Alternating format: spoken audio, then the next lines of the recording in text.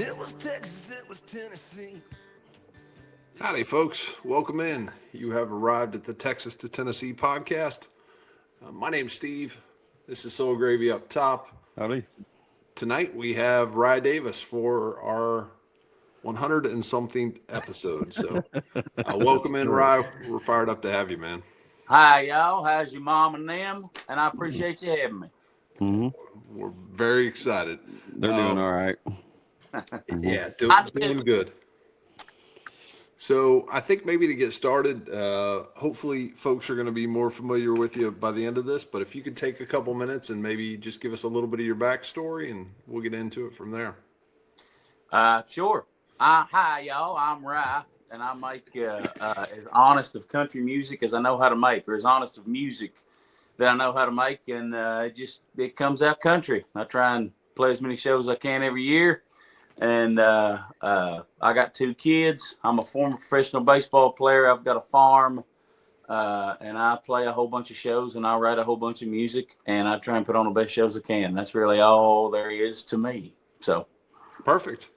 All yeah. right. Well, this will lead into a little bit of your background. So, Rye is from Pig, Kentucky, South Central Kentucky. Is that correct? Yeah. RYE from PIG, baby. That's what I tell everybody. There it is. Pig is, it might be one of the most unique places on earth. Edmonson County on a map is the furthest, that's the county it's in. It's the furthest west Appalachian County. If you were to look at a map, we're an hour north of Nashville and an hour south, an hour and a half north of Nashville and an hour and a half south of Louisville. And it's kind of right before the world starts flattening out as you go west. So we get the best of every world, or at least part of every world. Yeah. And it works great for traveling. And I'm glad to be from here. You know, I've traveled everywhere playing ball and music, and I've lived everywhere. When I was playing ball and doing what I'm doing now, and I keep coming home. So. Well, it's a good place to come to. So, Soul Gravy, this is the section of the show where I get to ask you about folks that are famous from Pig, Kentucky. Okay. Sadly, from what I could gather, it's Rye. Yeah. So he is the famous person from Pig. So I'm familiar with Rye Davis's work. So very good. All right. One for one. All right. We're going to expand the search to Edmonson County. I'm going to get you 2 other folks to quiz you on. So okay, you got to tell me why these folks are famous. First one is Joe Blanton. Is that Blanton's whiskey? It's a great guess. Okay. I mean, could be in the family, but I don't know. He's a pitcher, and man, he played for everybody. I don't want to say everybody, but man, I think he played for 9 or 10 teams by the time he was done. Well, he was most famous with the Phillies. Yep. And a funny story on that. I was drafted. That's the team that I played for. Was the Philadelphia Phillies. And as I was coming up, I got called up to A-ball to play for the Clearwater team. It was the first day I got called up. Joe Blanton had to make what's called a rehab start. So he took my spot and they had to put me on the disabled list and say that I had turf toe, so that Joe could play. So the first day I got called up, I had to go on a 10-day. I didn't get to play for 10 days because you only get 40 guys on the roster. And I was the last guy called up. So, and it's such a small world and it's such a small place that we're both playing for the same organization at the same time. And, but he bought everybody steak dinners and he took me around, and super nice guy. But Joe's actually got a World Series ring, man. He's a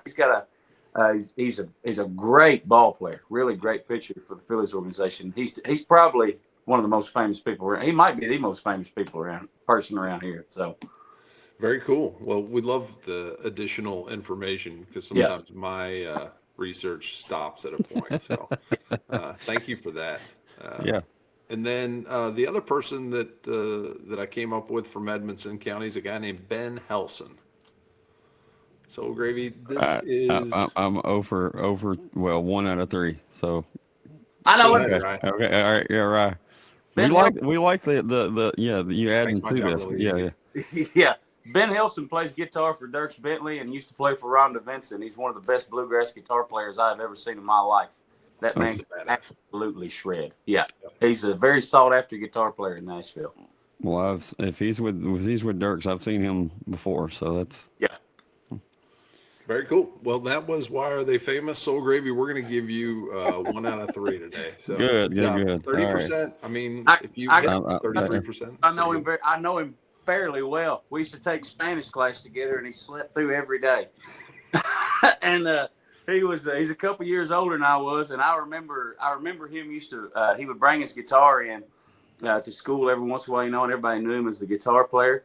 But what I remember him for is we was in Spanish class and he was absolutely passed out on his desk, and we were going around like saying, like the teacher was quizzing, like, how do you say this word in Spanish? How do you say that word in Spanish? And she kind of tapped on his desk and she said, how do you say pancake in Spanish? And he wakes up and has no idea. And he goes, pancake. Puts his head right back down the desk. And that's how you say pancake in Spanish. So he nailed it. So that's what I know about old Ben. He was studying in his sleep. Yeah. It's impressive. Exactly. I know both famous people from here. Golly, I feel like I'm in the Hollywood Hills or something, man. It's a cool club. Yeah. Well, we're going to get to the weird question of the night. Well, we actually have a couple, but this is the weird, serious one. We call it the pie question. And I'm going to give you a pie. It's a musical pie. I want you to divide it up into 4 sections. Right. Those 4 sections are songwriting, recording, performing, and then everything else that goes into running your business. Okay. So everything associated with the music business, but it's not one of those other 3 things. First part is, where do you naturally kind of go to? Where's the place you gravitate to out of those 4 things? Songwriting first. Okay. Absolutely. I try and write every day. Used to write every day until we had kids. But you have to have a song first. Like you may not be you might be able to gain a little bit more fame faster on a lot of the other things, and you might be able to build a little bit more of a name faster. But the better songwriter you are, the longer career you're going to have. The more you're going to be able to connect with people if you're truly trying to find something. And there's different types of songs. There's the kinds that are just kind of ear candy, and there's the songs that really search for something, and the ones that are magic are kind of the ones that mesh both. And the more you write, you're going to get at it. And that's where I got my start. That's what I wanted to do when I first got started, was write songs. And that's 100% what I am. That I'll be a songwriter long after my whatever career, no matter how far or how whatever my career does, I'll always write songs regardless of whether or not anybody hears them. I'm a songwriter. I am a songwriter. So makes sense.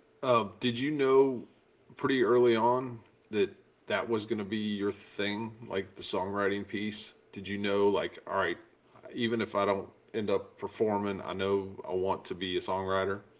Yeah, I'm going to write songs.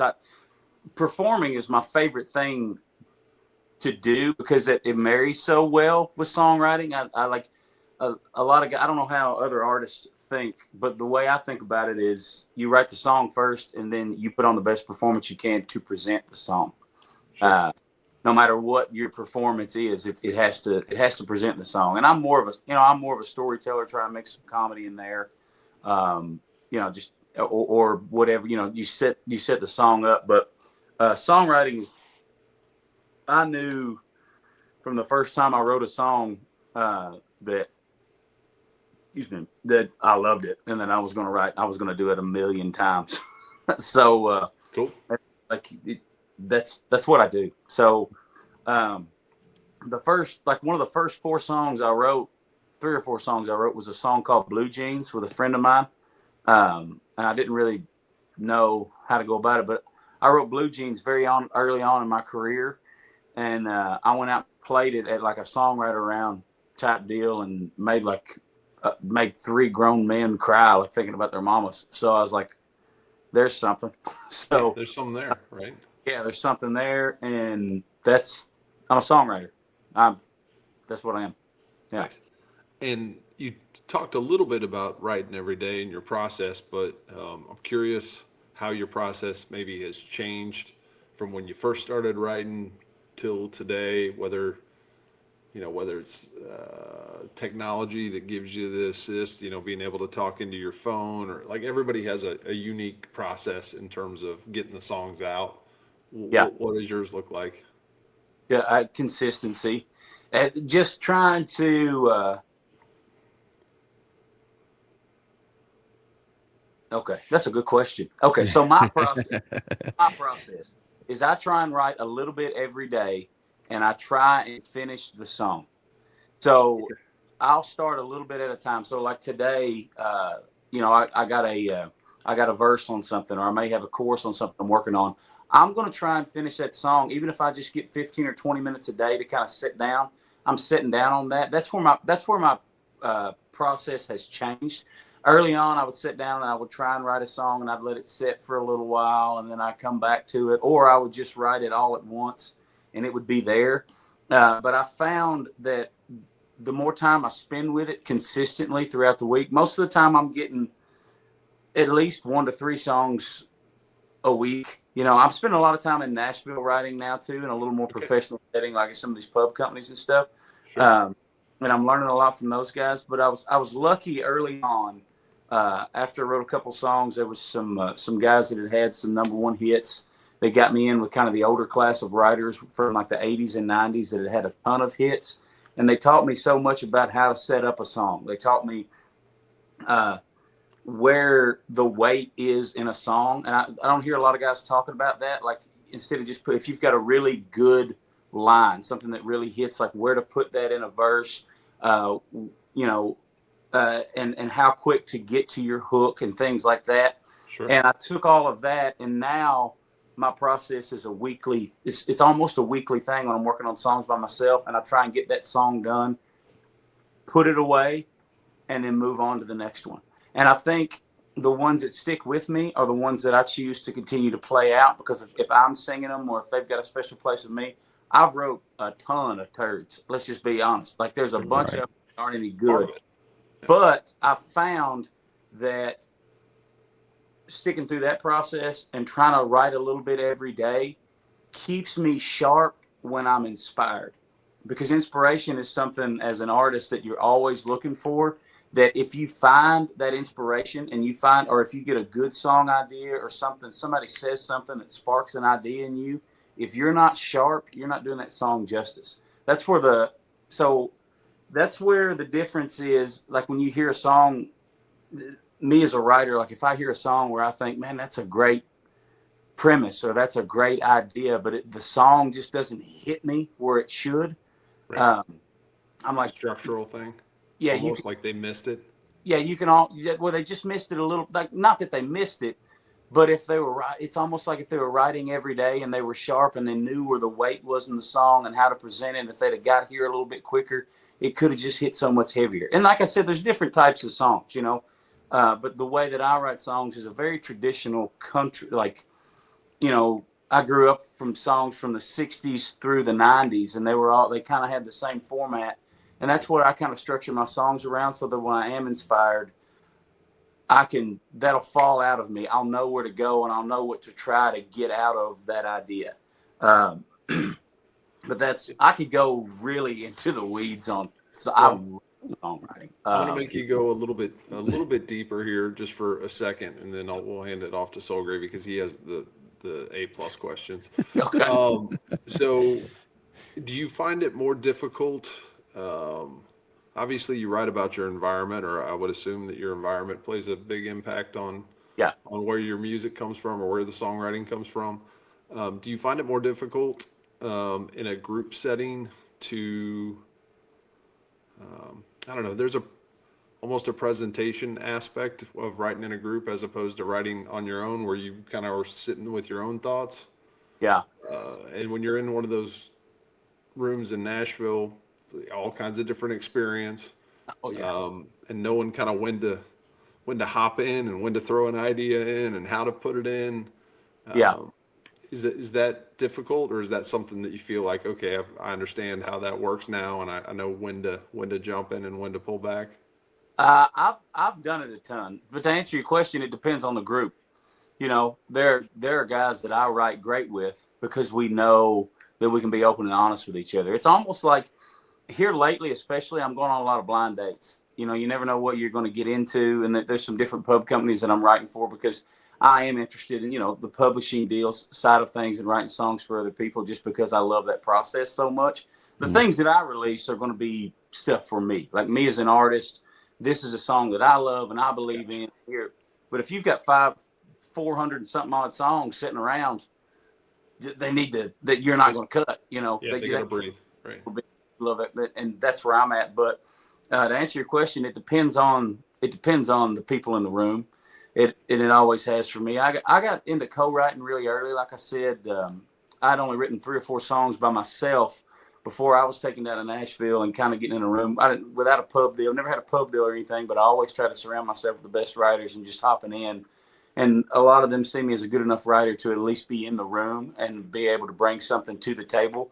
Most of the time it's the perspective and the hook that I'm best with, and I'm really good at I'm really good. There are things that I'm not good at as a songwriter, and that's where I stay out of. I'm not a great melody guy. I'm not that guy. I'm not the guy that's got this melody stuck in his head and he's going here. I'm not real good on mixing up progressions. I'm definitely a 1, 4, 5, hit that 6 minor cowboy chords and sing your ass off guy. That's how I present my songs. So when I'm in a room with folks, I try and find out what the song needs. But what I am good at, what I was getting at, is I am good at crafting a story. I'm good at seeing where something is, where we're starting, where it could go if it needs some sort of backstory, and I'm good at coming up with fairly unique hooks or taking something common and trying to see a different perspective from it. So that's what I bring to a room. I don't bring all the big musical aspects to the room. I bring that type of thing. So most of the time when I'm in a room with someone else that has a lot, there's going to be somebody that's better at crafting a song melodically. They're going to be better as far as chord progressions go and really driving the song. And if they've got something like that started, then I'm following them and I'm trying to craft either a story around that or finding out where things need to go. Like if someone puts out a really good, oh, that's a great line, but you could save that for the 3rd line of the 1st verse because that's where a lot of your weight's going to be. That's what they're going to be listening to, set up the hook. So that's what I'm into when I'm in a room. Well, I appreciate you going a little deeper there. Yeah, sorry. When I'm by myself, I can write whatever and however I want to. It's going to be just me and my guitar, and it's going to sound a lot like the rest of my songs. But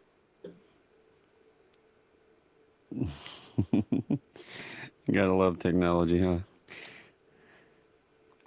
All right, thank you all for joining. Appreciate you being here. Let's look at the chat. Yeah, Did I lose you? Yeah, we can hear the voice, but can't see the picture. Oh no. Well, I look better in the dark anyway. Now's the time to put up the picture. I was playing around with this anyway, so bam. There you go. Wow, look at there. I got the logo. I can see me. Can y'all not see me? I think you try to go out and come back in, I think. Yeah. Do you mind hopping out and trying to pop back in? I'm leaving. Okay. Thank you. Gotta love it. These things happen. Yeah. Seems like it's happened more frequently this week. Yeah, because you were bragging on it over the other site. Yeah. Well, StreamYard's been way more smooth than Riverside. Bam! There you go. We'll show you.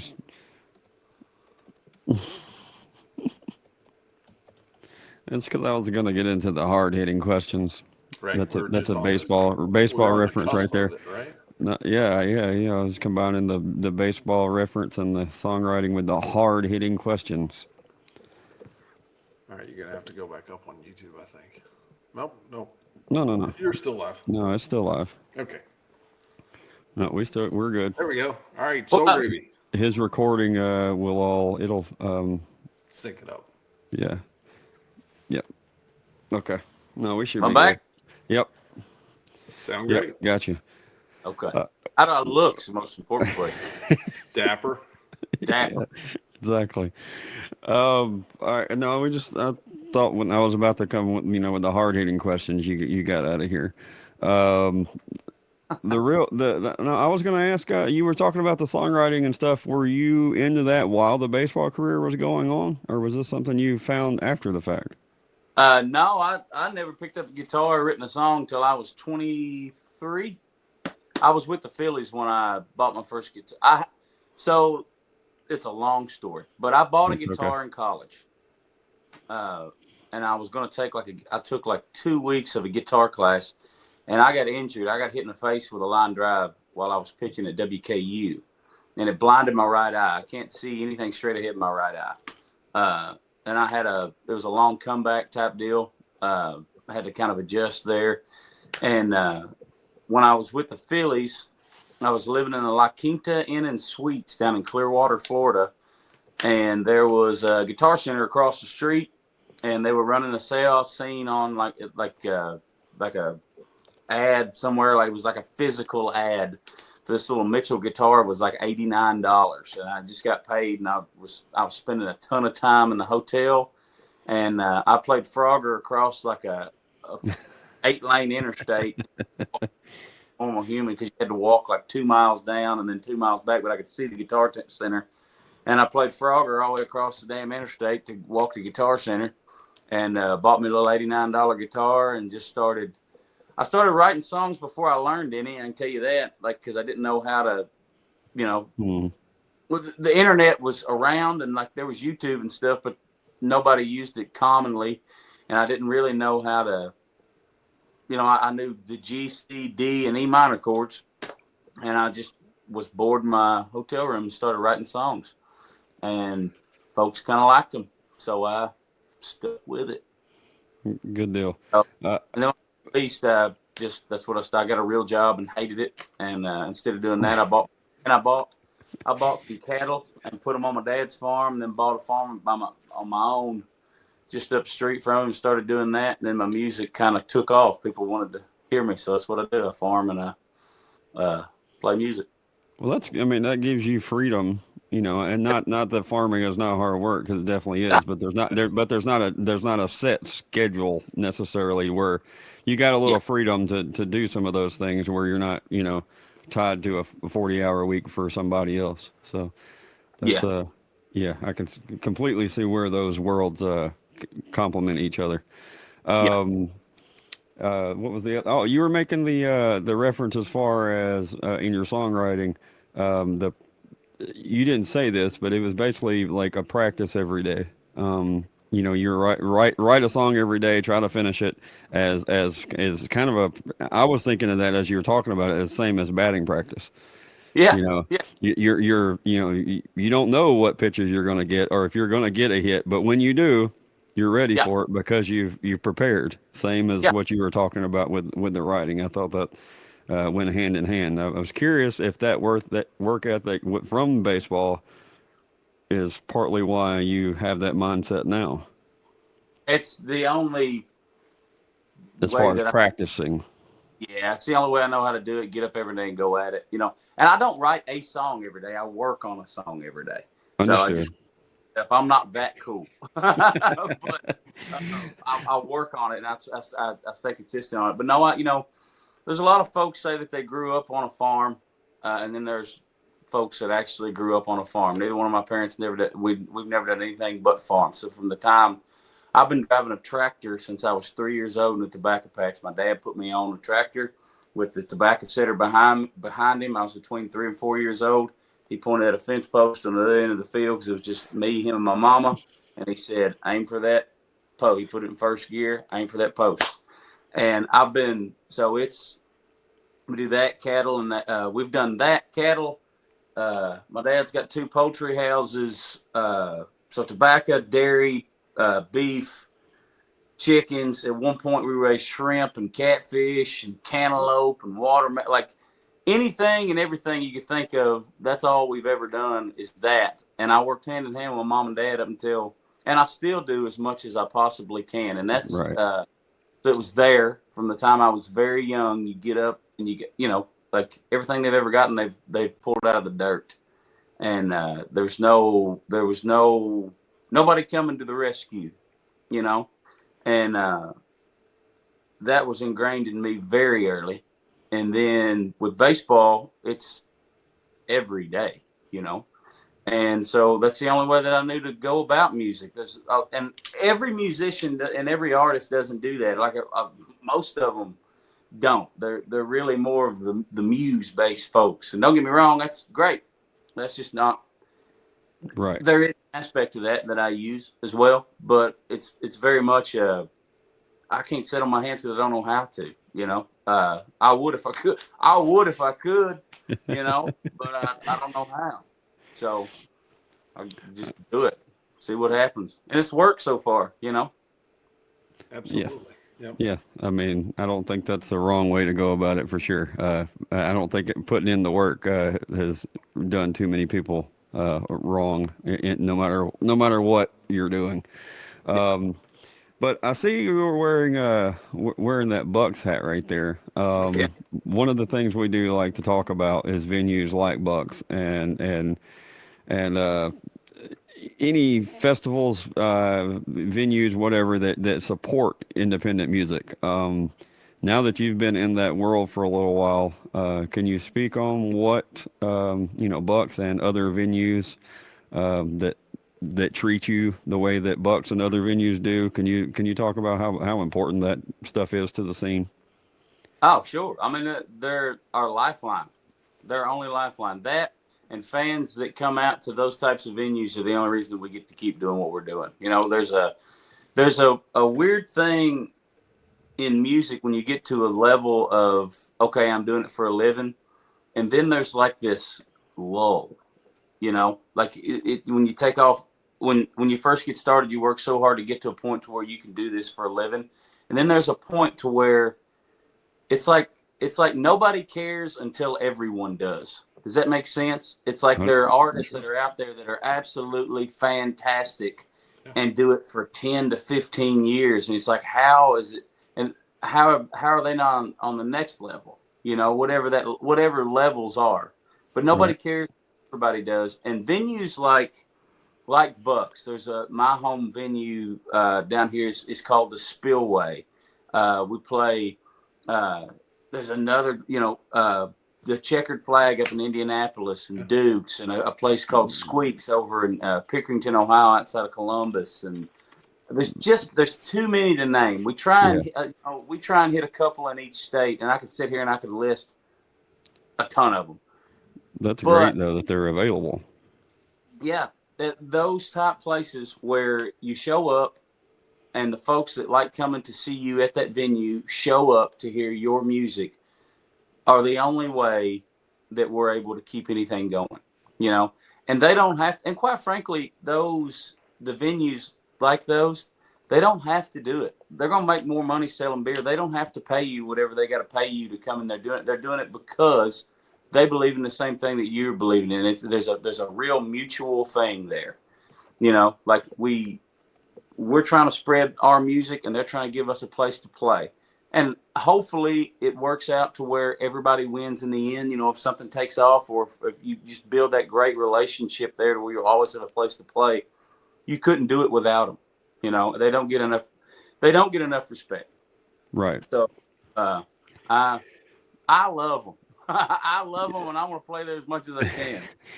Yeah, I haven't had the opportunity to meet that many of them, but I got to meet the folks over at the back room listening lounge. Is that his name? Oh, yeah. Jeb. Yeah. And then and Birds with Sean and Carla. Yeah. I'm there next week. to play with TJ, Tennessee Jet. There you go. Oh, okay. Yeah. Apparently he's got his band. I'm so awful at like promoting my show, promoting my shows and stuff. But Have you I'm going out TJ there. before? That room is fantastic. Any of those, the listening room style. That's one of my favorite places to play, if not my favorite place to play. They've really done something special up there. Like you go in, you can hear a pin drop. Everybody listens to every word. Beautiful. Sean and Carla up there at the Bird's Nest in Dunn, North Carolina. That's baby. right. Yeah. Right. Yeah. What'd you say, Tabo? Well, two things. One, I'm glad you told me his hat said Bucks because I thought it said something else. My eyesight isn't the best. Also, have you played with TJ before? Yeah, I've played with him Okay, 3 or 4 times. We wrote one song together at some point. nice. It's good from what I remember. Yeah, we're big fans here at TJ. So. Yeah, Oh, it's great. definitely. Yeah. He's on my wall right here. I've got him. First time I ever played with him at Eddie's house. Literally, Tennessee Jet is on his wall. That's kind of, you need to share him there, right? Don't Yeah. keep him tied up in the bedroom. Right. You see it or not? You see it? He's not a huge guy, so it can happen. Yeah. Oh yeah, there it is. Yeah. There it is. Okay. Oh yeah. It's right there next to George Jones and Under Morale. Well, Good spot. Good spot. yeah, that's a quality place for a quality guy right there. Well, we are Great. fastly. it. Go ahead. Sorry. So, love it. Yep. We are fastly approaching halfway, so if you don't mind, we're gonna actually all go silent here. But if you Time could tell flies. us a little bit about the song "Trouble" that we're gonna play here for everybody. It's something that follows everybody around, and I wrote it with a friend of mine named Jesse Wayne Taylor out of Nashville, and it was during COVID when we wrote it, and I just thought the thought came to me that trouble was following everybody around, and I wanted to give it a persona and give it a world, and that's what we come up with. Cool. All righty, folks. This is Trouble.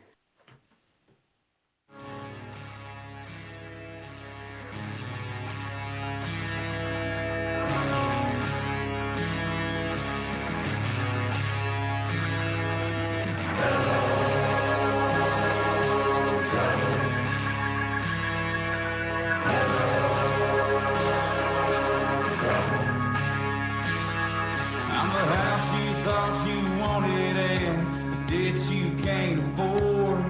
I'm the girl that you gave everything that turned out to be a whore. I'm the one too many good time, late night DUI. You'll never get away from me, 'cause I know where to hide. I'm troubled.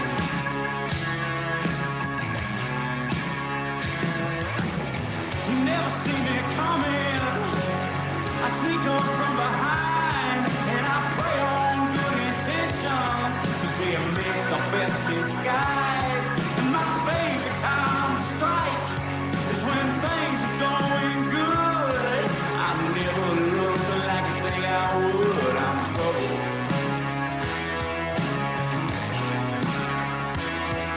I'm the help you tried to hand to a friend in need, who traded in the cash you gave for methamphetamine. I'm the work that you put first, and I'm the reason you ain't home. And I'm why that young wife of yours spends too many nights alone. I'm troubled.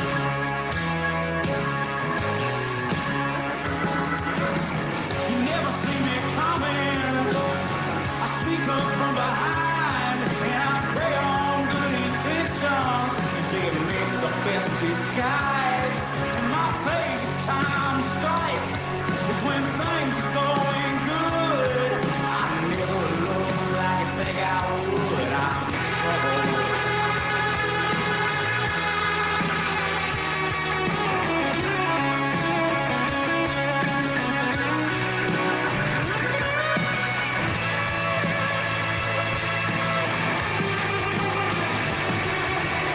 You never see me coming.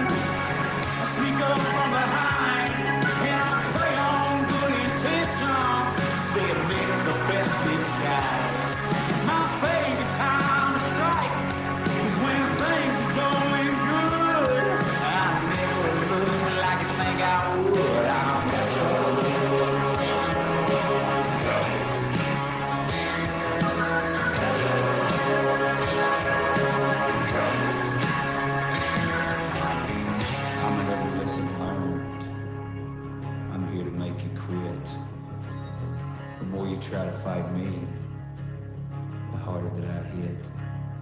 So how bad do you want it? 'Cause I'm right around the bend. I ain't going anywhere. I'll be there till the end. 'Cause I'm trouble.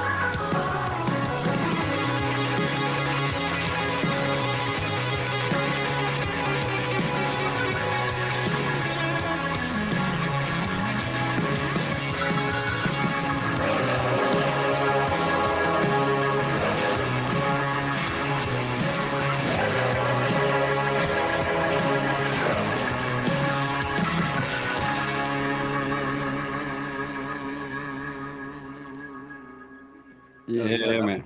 That one gets it. Yeah, gets it. Yeah, sure does. I was wondering, listening to that whole outro jam Yeah, session. I was gonna ask do you remember whose idea it was to add the jam at the end to let that ride out like that? We were just in it to win it, and Okay. yeah, we wrote it out, and like most on most rocking songs like that, I just let them play wherever, and if somebody screws up, we'll just fade it out, you know.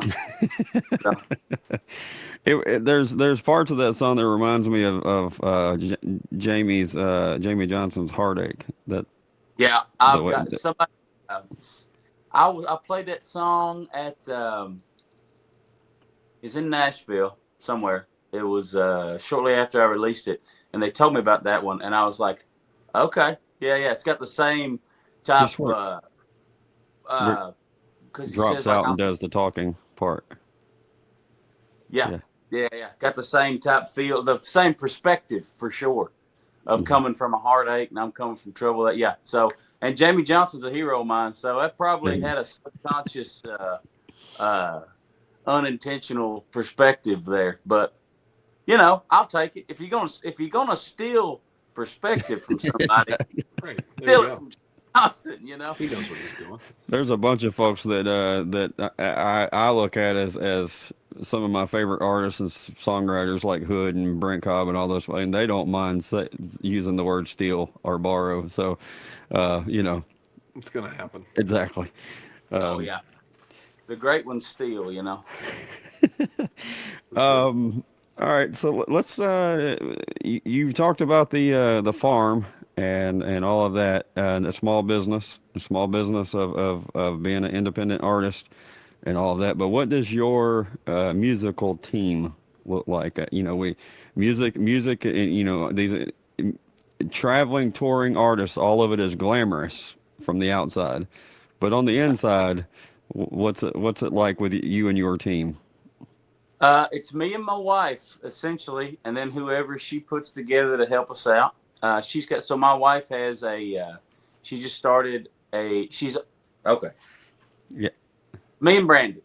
Yeah. And when I first got into when things really kind of started not taking off, but getting to where like, okay, I can build a career out of this. It was shortly after I got off of a television show called Rising Star on ABC, and I had a guy that I loved him as a person, but we didn't see the same managerial wise, and we wound up cutting ties, and it left some bad taste in my mouth as far as how the business works. And after coming from Los Angeles and seeing that side of the business, and then come back to Nashville and seeing that side of the business, how they were trying to push me a certain way, so I didn't want anything to do with it. So I asked Brandy, I said, you just manage me until we get to a point to where, like, you can't handle it. And she's handled it unbelievably well. So she's been my manager for the past 10 years. It's me and her. She started a company called Long Haul Entertainment, where she handles my career and Brandon Martin's career. She books all the shows. She sets us up with, like, this type thing, with different podcasts and things like that. She sets up all the studio time. She handles all the distribution, every bit of that. So it's me and her. And then we just added Brandon on to her roster. And a lot of times when we'll travel, it'll be Brandon and his girlfriend Amanda will sell my merch. Other than that, at the moment, I'm in a GMC Terrain with a brand new motor in it, because my minivan I smoked a deer with, John Vanderson, rest his soul. And I put about pretty close to 100,000 miles a year on a vehicle, driving back and forth 4 days a week to Nashville, and then going God knows where on the weekends. We just pound it out, but she books the shows, I go play the shows, and then we do all the business stuff ourselves. And along the way, we try and add team members where we need them. We've tried, like, the social, because I don't know, I'm horse shit at social media. So, I'm terrible at it, and I'm terrible promoting my shows other than just saying, hey, I'm playing here. So we try and add those pieces when we can and we can afford it. And we try and get the best studio and the best musicians we can as far as a band goes. I've had a band the past 3 years, and we recently broke up, and I'm having to not broke up in a bad way, just they got real jobs and I can't afford to keep them on the road. So I'm having to piece things together when we do get, bigger band shows and stuff.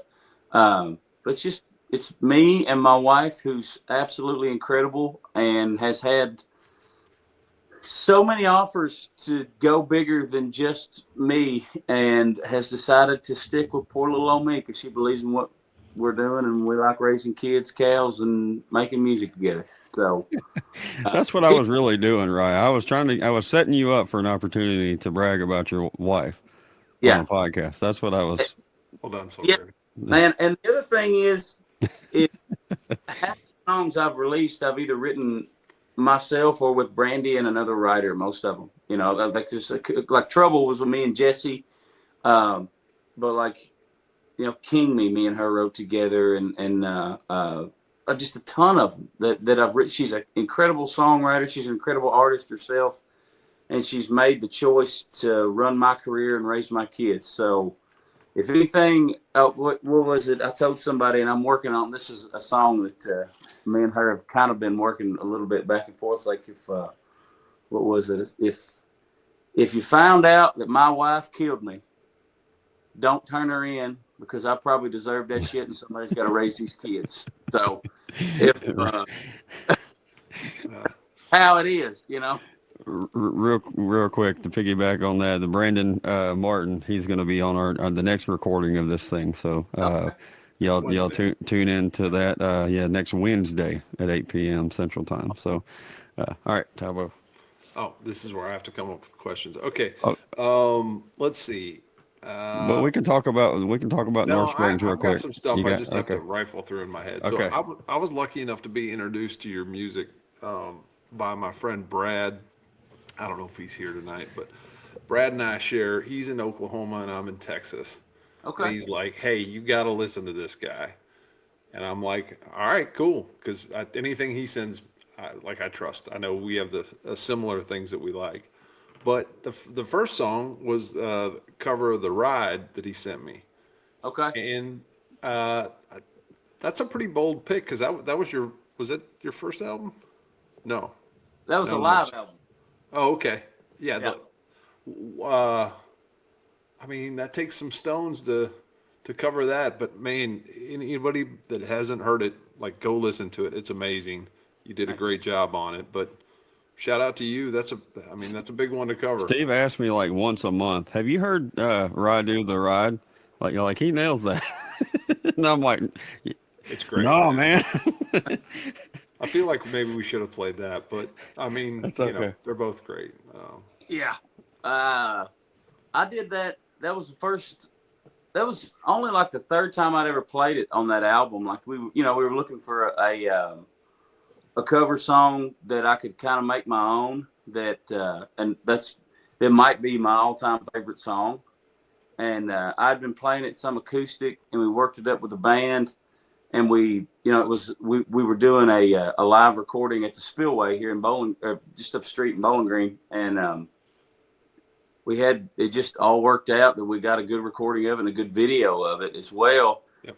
And I put it up on Facebook and got like, I don't know, 2 or 3 million views or something. I was like, oh shit, people like it. And yeah, they do.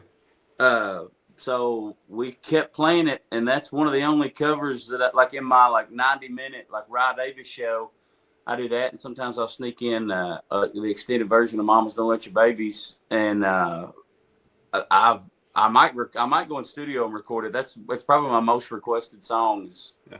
You play the ride, so I play it at every show now. Yeah. Well, you figure some people are going to ask for it anyway, even if they didn't know you played it. So that's pretty cool. Yeah. It's great. It's wonderful. I compel everybody to go check it out. It deserves more streams than it has. So I think they all do. I'm with you, man. yeah, right. For sure. One additional question, and then I'll throw it back to Soul. But you talked a little bit about the splitting ways with previous with management. Doesn't necessarily have to be from that person, but what's the worst advice that somebody's given you on a business side so far? Oh, oof. The worst. All right, let's comb through them a little bit here. That's tough. That really is tough. The worst advice that I've ever gotten. Podcast. That's what. Midnight podcast. Chase the radio. When I was down there, and that's what it amounted to. There's a couple. It was between that and when I was out in LA doing the show. They wanted me to be. I auditioned with a Randy Travis tune because I can sound a lot like Randy Travis in my vocal tones. And they told me that we want to, they pulled me in the little office, you know what I mean? And told me that they wanted to make me the next Randy Travis. And this is while Randy Travis was still Randy Travis. And I was like, I don't want to be Randy Travis. We already got a Randy Travis. I'm just going to be an imitation of Randy Travis. So that was pretty terrible advice, trying to be like something just because, like somebody else, just because it's more marketable. They know who they can target. They know they're going to make a certain dollar amount. If you sing these songs like this, we can target this audience and you'll be able to have a career for a long time. We'll make money. You'll make money. And I didn't like it. So I told them no. And then the next one was, sort of in that deal. And there's, this was shortly after the show, and I went down to Nashville and lived there with Brandy for a while, before we were married, and had Lord forgive us, and then had a lot of when the bro country thing was in full. Cruise had just hit, right. And I know a lot of guys. I mean, I've got friends who make a really good living doing that stuff. So I will never talk bad. Right. Creating that type for of everybody, right? But it was not my thing. I couldn't have done it if I tried. I don't know. Like I said earlier, I don't know anything about coming up with beats and all this stuff. I'm lyrically and what I could sing from here to tell you a story, and that's what I was writing and all these rights and things that I was getting set up with. And it was basically, I was told well, you've got to chase, if you want a career here, this is what they're doing now. And you've got to get a cut to establish yourself. And I couldn't do it, man. So that's when we moved back to Pig and started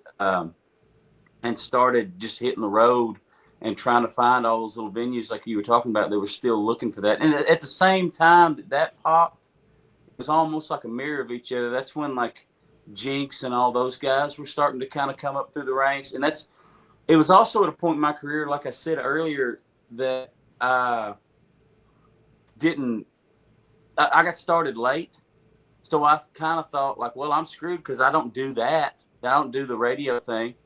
And I'm definitely more of my filter, whatever my ideas are definitely going to be filtered in a more country way. And that's when I started discovering like this underground scene of great artists coming up. And then, so it was, Jinx, Sturgill happened.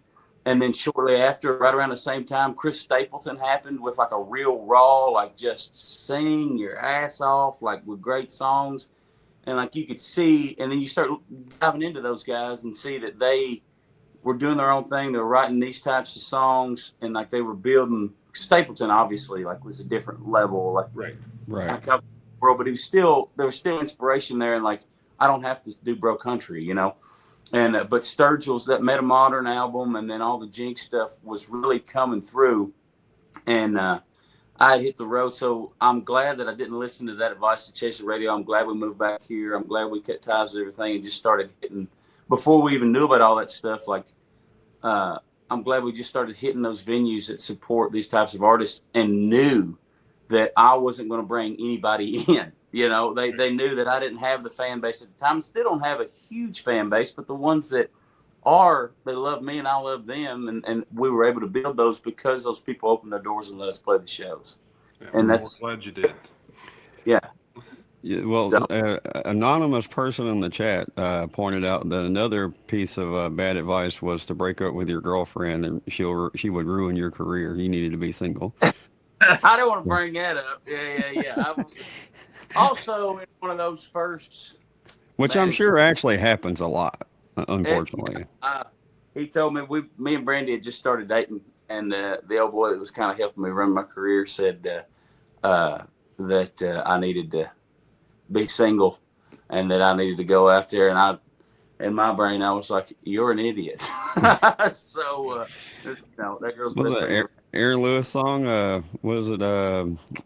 What's he say? Whiten your smile. You don't need those friends around, but that ain't me. Oh yeah. That's when Jones comes in there and sends chills down your bone. And yeah. Well, he probably wrote that. Just another one of those. He wrote that song because it actually happened. As long as he's been around in different worlds. But speaking of different worlds, real quick, I know we're going to do some rapid fire in a little bit, but you're a Kentucky-based artist, but when I hear your music on Spotify, it doesn't immediately pop out Kentucky-based artist as far as the Appalachian sound. We've had several people on that are from Kentucky that don't have that sound, like Tony Logue for example.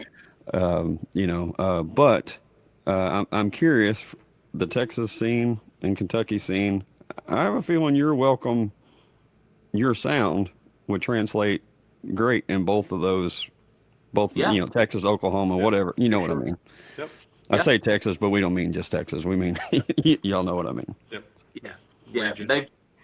They've both been great to me, man. I was lucky to be born where I was born, and I was lucky to be born in the part of the state where I was born. You mentioned Tony, and what doesn't get talked about a lot. Everybody talks about Kentucky music, but they don't really think about how many great artists have come from within the border of Kentucky. It's insane. Yeah. How many artists? You mentioned Sturgill and Chris Stapleton. Yeah, Sturgill, Chris Stapleton, Chris Knight, the Kentucky Headhunters, the Judds, Dwight Yoakam, Bill Monroe, like all of these just iconic art, and that's just kind of. And they don't all sound the same either. Nope.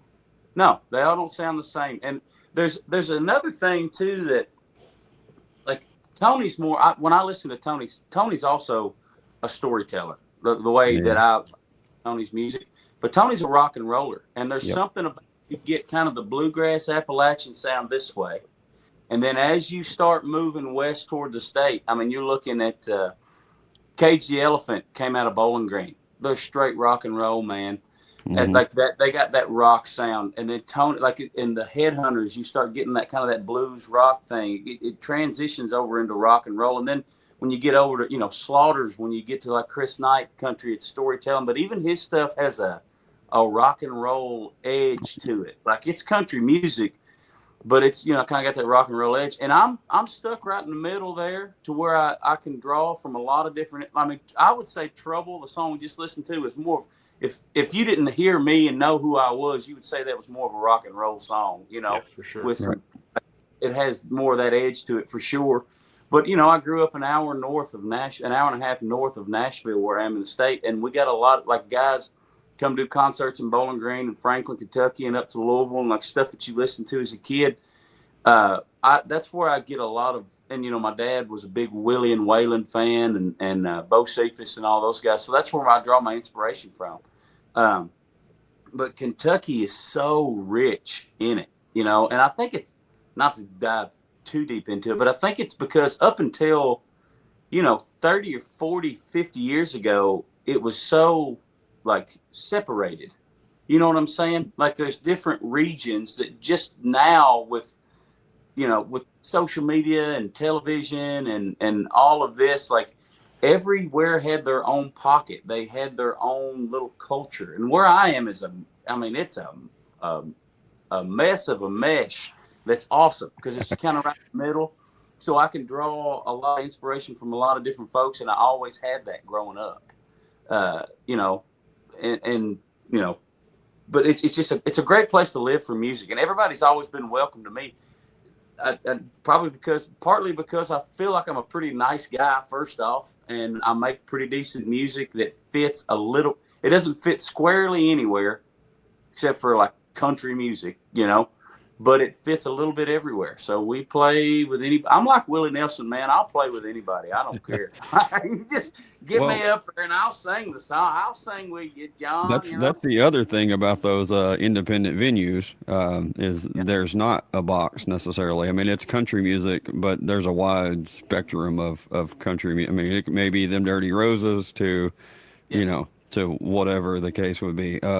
And I was thinking about this. We were trying to, we got to figure out a way to mention North Springs Music Festival in every podcast because it's, but you were talking about that wide range of Kentucky music. And then it dawned on me last year at North Springs. You were there Friday. Tony was there on Saturday. And then on the farther east was our buddy Bill. And he's got the holler bluegrass, like he's got, when they say in the holler, he hollers. That's the way he sings. So it's that was just that one show had that 3-part section of Kentucky right there in one show, which is really cool. Yeah, that's a great festival, man. There's talking about independent venues. There's also festivals that are very welcoming, especially North Springs. Dustin's done an unbelievable job down there of bringing in some of the best independent artists that you could think of. The lineup this year is unbelievable. It really is. I was there. Me and Brandon both were there the first year that he put it on, and we played on a wagon with a backdrop to all of Dustin's friends and people that he just brought out there. And he's just passionate about bringing something to his community and something and he's a good dude. He's reached out and helped us every chance he got, and me and Brandy trying to help him every chance that we get. We're a little busier now since we got kids and I'm on the road and doing all that. But when he first got that thing started, he asked us to come down and play, and we did. And I knew it from there that, if he kept it going, that it was going to be something pretty special. And I've been to every one of them except that it's on my son's birthday every year. It's always on the October 10th always kind of falls around that weekend. So my son was being born on the one that I missed. Will be 3 years ago when this one comes up, but I've been on every one ever since, and it's been great. And there are a lot of festivals out there. I've got another really good friend of mine named Tim Parks out, and you talk about mixing up music in the state, out in the eastern part of the state. He does a really great job too. He puts on the Manchester Music Festival out there. Okay. he helps with all of the major festivals in Kentucky and brings a really great group of diverse music. He doesn't make it, he does the same thing that Dustin does. And there's a handful of festivals out there that are great for introducing music to new areas. I mean, when you think of Whitleyville, Tennessee, or down in North Spring, you don't think, well, that's going to be where one of the best music festivals in the country's at. It's because people love the music, and they want to bring something to their town, those little towns. So they can't just be like, we're going to bring in, Zach Top this year, but we're going to bring in the level of artists that are fantastic, and we're going to bring in 15 or 20 of them that are all across the board, and just come to the festival and you're going to find somebody you like, Yeah, and the crowd at these shows are like a multiplied version of that listening room, Bucks, Birds, all that crowd. It's just and for an artist standpoint, to be able to stand up in front of people that want to hear your music, they're not going to be, they're not just there to kill time to wait for the main headline. They're there to hear your music, which has got to be an unbelievable thing for every artist on the card to feel that back. So the coolest thing that ever happened to me was at North Springs Music Festival last year. We were playing with the band, and I've got this song called Monsters. It's one of my favorite songs that I've written, and I had no idea they were going to do it, but probably somewhere between 50 and 100 people made the chorus of the songs goes, paper airplanes, BB guns. And they made paper airplanes, and as soon as I hit the chorus, they all threw paper airplanes. And I was like, and people have done that at every Rye Davis show, even if it's just a couple people. They make a little paper airplane, and they throw it up there. And that is that's a connection. You know what I mean? When you get to the point where you think nobody's listening, and then you go play to a packed house, to a place that you've played before, and they make the Florida folks. Yeah, and them all did that, and they made them great, and threw them up on stage. And it's. I hope that if I ever get to the point where I'm selling out arenas or theaters or 300 people rooms, 300 person rooms, that they all. I'm gonna bring construction paper. I'm gonna make them, because that's so cool, man. And I was like, it's the only time that I've ever been like, I didn't know what to do, People just threw paper airplanes at. Well, they the next night they made Taylor Honeycutt cry. Oh, they did. Because they were singing the chorus of her song back to her. It was like kind of one of those first times where for her and the guys where they actually could hear the crowd yelling their songs back to them. So she got pretty choked up in the middle of her own song. So I've never met Taylor before. I have heard so many good things about her, but our paths have never crossed. I can't wait to. She's playing it this year, right? Yeah. Yep. Yeah. So I hope we get to meet her. I'll say hi. So I heard they made you cry last year. They threw paper airplanes. They're also in there BB guns. I hope nobody shoots me with a. No BB guns, y'all. You'll be right at home. You'll be right at home with Taylor's band, because they're all about 6'4", so they're big boys. Definitely, yeah. She's got a band and bodyguards built into one. Yeah, so, great bunch of dudes too. No doubt about it. All right, Talwo, I think it's about that time. Right, we are ready for a little rapid fire. Hopefully, none of these will be too difficult. First one is, what's a CD that you bought more than once? A CD that I bought more than once, Gary Allen's Greatest Hits. Okay. Another famous Kentuckian. No. He's sorry. Gary Stewart. Yeah, my fault. Oh, Gary Allen. Okay. Yeah. He's Gary Allen Stewart, the other guy. Oh, I'm sorry. Not Greatest Hits. Smoke Rings in the Dark. Gary Allen's Smoke Rings in the Dark. That's close. It's got half the greatest hits on that one album. So it's a great one. Yeah, for sure. Yeah. Okay. Sorry about that. Dinner with one historical figure. You get to pick one person. Okay, dead or alive? Anybody? Yeah. Dead or alive. Dinner with one historical person. I'm gonna say. Ooh, I just thought of another question. We'll make it rapid fire. This is a tough one. Dinner with one historical person. I'm gonna go Waylon. I'm gonna have All dinner with. That'd be a hell of a conversation. Yeah, that's what I just want to hear him talk. It's between him and Okay. Charlie. I really like the way Charlie Daniels looked at stuff, but I'm going Waylon. Me and what? Because I'd have Charlie more fun would be an interesting one. Definitely. He He's a sweet really thought human about being, stuff. too. Yes. Yeah. All right. My rapid fire question. We don't have too many any former athletes on, so that got to take advantage. So when you're playing baseball or you're playing little league, or you're playing baseball out in the backyard, who were you imitating? Who was your guy? the entire Reds lineup. I was trying to Okay. mimic batting stances. At the time, it was Sean Casey, Pokey Reese, Barry Larkin, and Aaron Boone. Aaron Boone was my favorite player.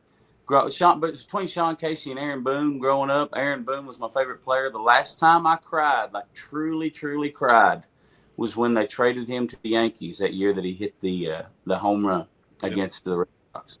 Because I come home from school one day and I found out Aaron Boone had been traded, and there was that. I was also a big Cal Ripken fan, the Iron Man, from what we talked about earlier. I just like a guy that showed up every single day and wanted to do that. I almost named my son Rip, but at the time, it's right before he was going to be born, that the TV show or whatever, the Yellowstone, come out, Right. and I thought I named him after Rip instead of Ripken. So we went with Hawks, my grandmother's maiden name. There you go. Gotcha. Okay. Fun unknown fact: my favorite baseball player growing up was 44 Magnum, Eric Davis. I don't know if you're familiar with Eric, but Eric Davis. I know Rye is. Yeah, it cut out there. Did you say Eric Davis? Yeah, Yeah. Eric Davis. Yeah. Oh yeah, held the bat like. That's what I was gonna say. Didn't he have a weird batting did. stance? He did. Yeah. He had the power and the speed, and was a great defender and whatever. We didn't want this I to couldn't turn help into it. a Red show. I'm in Cardinals country, so mine had to be Ozzie Smith. That was, that's a given. So, Could you do a flip? hell no. Like half of one to land on my head. I probably couldn't even get that far. I'd probably, in my mind, I think I would, but I'd probably just fall trampoline for backwards. that. Yeah. All right, Rye. What's your ideal green room look like? Just enough space to actually kind of. It's got to be a legitimate. It's got to be like a 12 by 12. It's got to be enough space. It's not just a corner somewhere. Right. The ideal green room. It's going to have plenty of water. It is going to have Elmer T. Lee, which is my favorite bourbon, so I can have one drink before I go on stage. There you go. And have plenty of snacks and preferably a Bluetooth speaker so that I can listen to my playlist. Very nice. First concert you attended, and then the first concert that you paid to go to.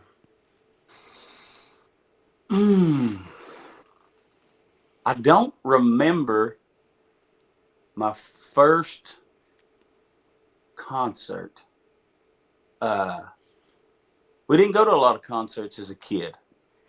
So the first one I went to that I remember paying for was Jamie Johnson here at Glasgow. I watched him, and then shortly after I went and seen Haggard. Okay. So it was Jamie Johnson was the first one I paid for. I think the first one my parents never took me to any real concerts.